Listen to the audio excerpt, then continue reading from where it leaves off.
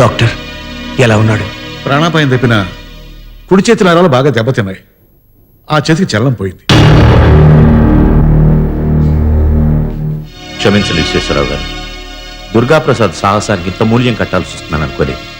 I'm very sorry.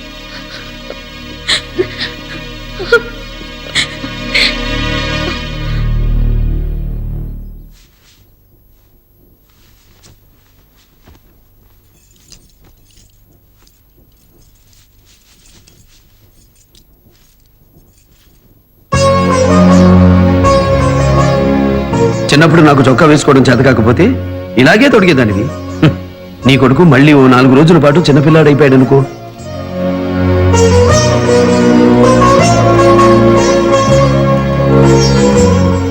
ఏంటమ్మా అలా చూస్తున్నావు? చెప్పారుగా డాక్టర్ గారు, కుడి చేయి నరాలు దెబ్బతిన్నాయి, మళ్ళీ మామూలు కావాలంటే కొంచెం ఎక్సర్సైజ్ చేయాలి అని. అంతేగా? నీ పెళ్లికి కుడి చేత్తోనే అక్షింతలు వేసి ఆశీర్వదించాలిగా. ఆ రోజుకి వచ్చేస్తుందిలే. నాన్నా కాలిటు నాన్న, లేండి నాన్న. ఎరా, మీ అమ్మ చొక్కా తొడగచ్చు, మీ చెల్లాయి బెల్ట్ పెట్టచ్చు, నేను బూట్లు తొడగకూడదా?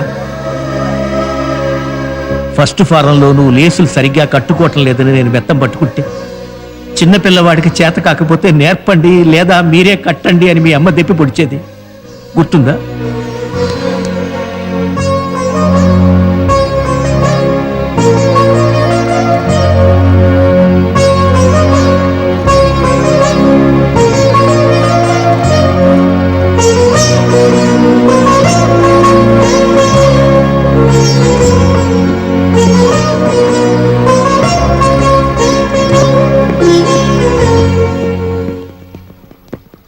Good morning sir. Good morning.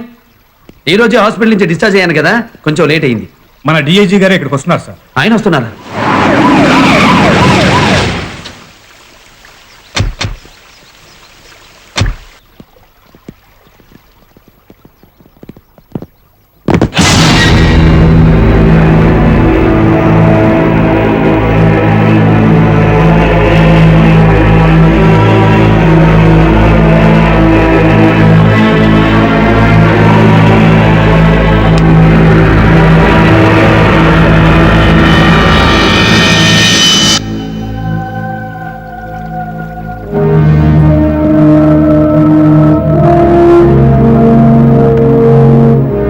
Mister Durgaprasad, ఈ ఏరియాలో నేను పోలీసుని అని చెప్పుకోవడానికి సిగ్గుపడిన ప్రతి పోలీస్ ఆఫీసరు ఈ రోజు సగర్వంగా నేను పోలీసుని చెప్పుకుంటున్నాడు నీ మూలంగా.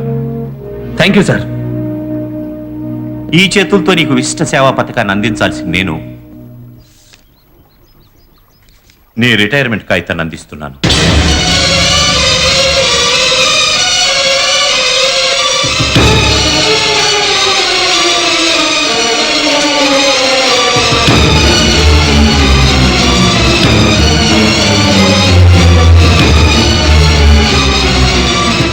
ఇది డ్యూటీలో ఉండగా నువ్వు డిజేబుల్ అయినందుకు ప్రభుత్వం ఇస్తున్న చెక్. సార్, నేను ఈ పోలీసు ఉద్యోగం భుక్తి కోసం చేయడం లేదు, అంకిత భావంతో చేస్తున్నాను. ఆ కాళేశ్వరరావు వర్గానికి ఉరిశిక్ష పడే వరకు నన్ను డ్యూటీలో ఉండనివ్వండి. నేను ఇంతవరకు నా సర్వీసులో రూల్స్ దాటి ఏ పని చేయలేదు. I'm sorry mister DIG. Rules ప్రకారం వెళ్ళాడు కనుకే నా కొడుకు చేతికి ఆ పరిస్థితి వచ్చింది. ప్రజలు ఏమైపోతేనే నేను క్షేమంగా ఉంటే చాలుకుంటే ఇలా జరుగుండేదా? అంటే మీ అబ్బాయి కోసం భారత శిక్షా స్మృతిని కొత్తగా రాయించమంటారా? అతని కోసం రూల్స్ మార్పించి నేను చెప్పేది అది కాదండి. నా కోసం రూల్స్ మార్పించక్కర్లేదు సార్. ఈ ఆర్డర్ ఇచ్చి మీరు నా యూనిఫామ్ ని తీసుకెళ్లగలరేమో కానీ నా సంకల్పాన్ని తీసుకెళ్లేరు, నా ఆశయాన్ని మార్చలేరు, నా కర్తవ్యాన్ని ఆపలేరు. మిస్టర్ దుర్గాప్రసాద్, చాలా ఉద్రేకంగా మాట్లాడుతున్నావు. సుపీరియర్ ఆఫీసర్ వస్తే సెల్యూట్ కూడా చేయలేను నువ్వు డ్యూటీ ఎలా చేస్తావు?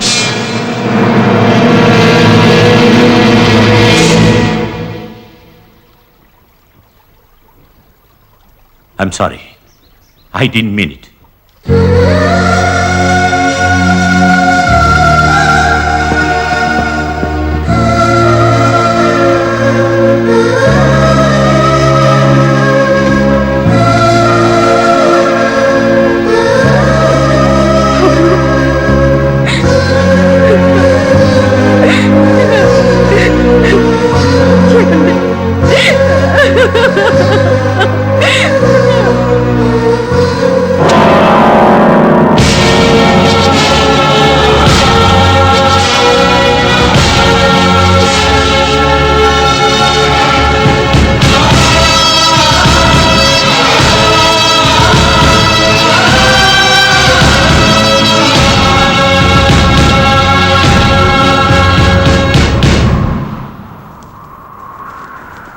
అయ్యా విశ్వేశ్వరరావు గారు నమస్కారం అండి అయ్యా. ఆ కాశీ విశ్వేశ్వరుడు దయతలిచాడండి అయ్యా. త్రిమూర్తి కళ్యాణ మండపం దొరికిందయ్యా. ఒరే దుర్గా, త్రిమూర్తి కళ్యాణ మండపం బుక్ చేశారట, అది మనకు సరిపోతుందంటావా? చెల్లెలి పెళ్లికి అది సరిపోతుంది కదా నాన్న. అయ్యా అంటే అబ్బాయి గారి పెళ్లికి వేరే కళ్యాణ మండపం ఫిక్స్. చెల్లెలి పెళ్లికి ఏమిట్రా? మీ ఇద్దరు పెళ్లిళ్ళు ఒకే ముహూర్తానికి ఒకే కళ్యాణ మండపంలో జరిపించాలనుకున్నాం కదా. ఆ ముహూర్తానికి చెల్లెలి పెళ్లి జరుగుతుంది, నా పెళ్లి జరగదు. అదేంటన్నయ్య?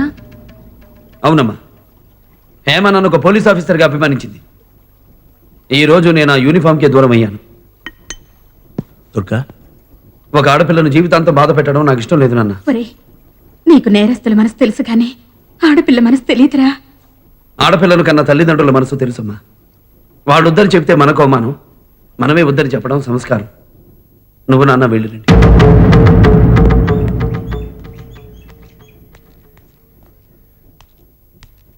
నా మాట వినమ్మా, ఈ పెళ్లి ఆపేద్దాము. ఏ తండ్రి అయినా తన కూతురు సుఖపడుతుందన్న ఇంటికే కోడలిగా పంపుతాడు గాని కోరి కష్టాల కుంపట్లోకి నెట్టడమ్మా. కష్టమైనా సుఖమైనా అనుభవించాల్సింది నేనే కదా బాబాయ్.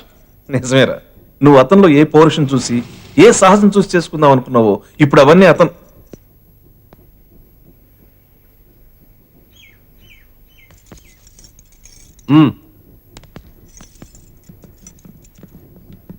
రండి రండి రండి బాబు గారు. కూర్చోమంటారా? అదేమిటి? మీ మాటలన్నీ విన్నాను. పెద్దవారు మీరు కోపం తెచ్చుకుంటే ఎలా? కోపంతో రాలేదండి, ఆవేదనతో వచ్చాను. మీరు ఏమనుకుంటున్నారో అది మీకంటే ముందే మా అబ్బాయి అనుకున్నాడు. ఈ పెళ్లి మానేద్దామని మీతో చెప్పి రమ్మన్నాడు. పైకి బాధ నటించినా మీకు ఈ విషయం ఆనందాన్ని కలిగిస్తుందని నాకు తెలుసు. మాకు సెలవు ఇప్పించండి. పద. ఆగండి మావయ్య, ఈ పెళ్లి మా నాన్న నిశ్చయించలేదు, మీరు నిర్ణయించలేదు. నేను కోరుకున్నాను. ఈ పెళ్లి ఇష్టమో కాదో చెప్పవలసింది నేను. ఏ క్షణంలో నేను మీ అబ్బాయిని చూశాను, అప్పుడే ఆయన్ని భర్తగా ఊహించుకున్నాను. లగ్న పత్రిక రాస్తే సగం పెళ్ళైనట్లని మీ పెద్దలే చెప్తారుగా. అది కాదే, ఆడది తలుచుకుంటే ప్రపంచ యుద్ధాలు సృష్టించడమే కాదు, ప్రపంచంలో సాధ్యం కాదు అన్నది సాధించి పెట్టగలదు. వైద్య శాస్త్రం ఆయన చేతి గురించి ఏ రాసిందో నాకు తెలియదు. నా కోసం, నా ప్రేమ కోసం ఆయనకి సేవలు చేసుకుంటాను. మళ్ళీ ఆయన మామూలు మనిషిని చేస్తాను. అంటే మన కులం గోత్రం మంట కలిపి పెళ్లి కాకుండానే బరి తెగించి అత్తారింటికి వెళ్తావంటే? ఇది కులానికో గోత్రానికో సంబంధించింది కాదు నాన్న, మనసుకి మానవత్వానికి సంబంధించింది.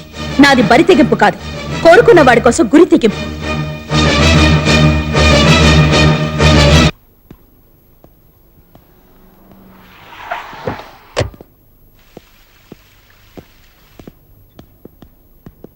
చెప్పారా?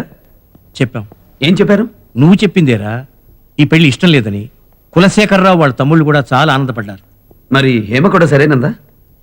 సరి కాదు అంది. అదేమిటి? ఇదేమిటని తను అడిగిందిరా. విడమరిచి చెప్పలేకపోయారా? మేం విడమర్చే చెప్పానురా. తను మనకంటే 4 ఆకులు ఎక్కువే చదివిందిరా. అంతేనా? ఈ కొడుకు ఇక జీవితంలో పెళ్లి కాదన్న భయంతో మీరే తెగేసి చెప్పలేకపోయారా? తెగ నరికి తనే చెప్పిందిరా. చెప్పటమే కాదు, కాబోయే భర్తని బాగు చేసుకుంటానని పెట్టె చేత్తో పట్టుకుని వస్తానందా? వచ్చేసింది.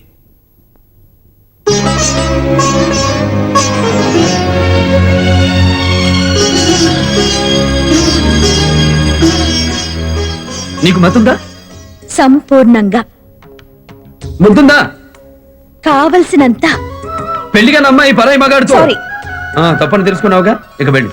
నేను సారీ చెప్పింది అందుకు కాదు. మరి మీరు పరాయి మగాడు కాదు, నాకు కాబోయే భర్త. అందుకే సేవలు చేయడానికి వచ్చాను.